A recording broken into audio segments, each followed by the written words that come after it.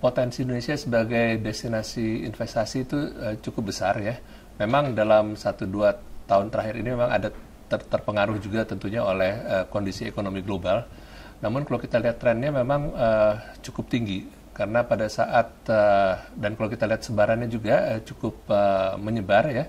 Jadi bukan hanya dari pasar-pasar atau negara-negara tradisional seperti misalnya dari Asia Timur, dari Eropa Barat, dari Amerika Utara misalnya. Namun dalam beberapa tahun terakhir ini kita juga melihat adanya peningkatan yang cukup besar dari kawasan-kawasan lain.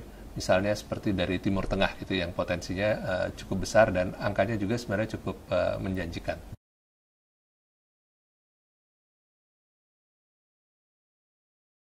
Iya, kalau kita bicara di negara-negara di berbagai kawasan ya, misalnya kalau di Timur Tengah misalnya kita negara-negara seperti Uni Emirat Arab, ya, Arab Saudi juga, ya, kemudian juga di kawasan misalnya dari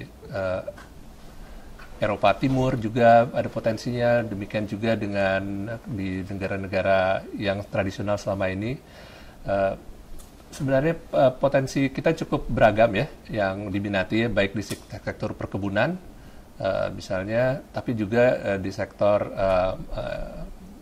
industri manufaktur dan tentunya yang selama ini sedang kita dorong adalah untuk menawarkan investasi di bidang untuk mereka berpartisipasi di dalam pembangunan infrastruktur Indonesia. Ya, jadi ini adalah satu bidang juga yang selama beberapa tahun terakhir ini sejalan dengan kebijakan nasional kita, itu kita terus dorong untuk mencari partner dan menawarkan kerjasama dalam pembangunan infrastruktur kita.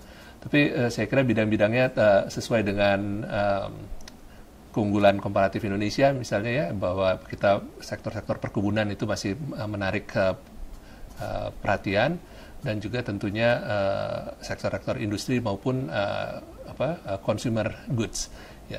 Tapi kalau kita bicara potensi dari wilayah-wilayah baru, tentunya kita tidak bisa juga melupakan negara-negara yang selama ini sudah menjadi mitra utama Indonesia dalam menarik investasi, dalam melakukan investasi di Indonesia.